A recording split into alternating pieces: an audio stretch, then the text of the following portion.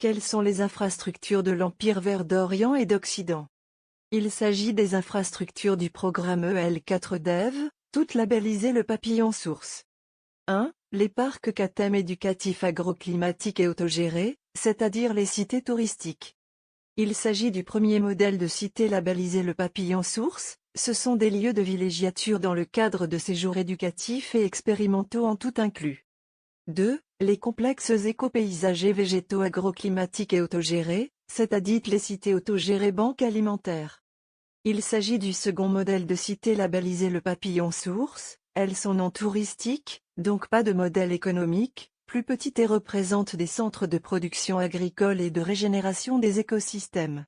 La production, 100% végétale, n'est pas commercialisée mais distribuée gratuitement à des associations locales se chargeant d'aider les plus démunis. Un des objets de ce groupe de complexes interconnectés est l'autosuffisance alimentaire des nations.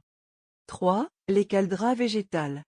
Il s'agit des modules clés et générateurs agroclimatiques des cités et complexes labellisés le papillon source. Il s'agit de parcs verticaux à la structure métallique et recouverts de végétaux se visitant en 3 dimensions et se présentant comme des sanctuaires et refuges pour abeilles et de nombreuses espèces d'oiseaux.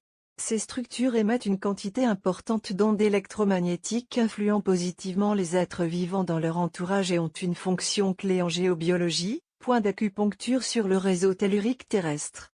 Dans l'architecture des cités et complexes labellisés le papillon source, les caldras végétales sont les pièces maîtresses, les modules pionniers à mettre en place avant tout le reste.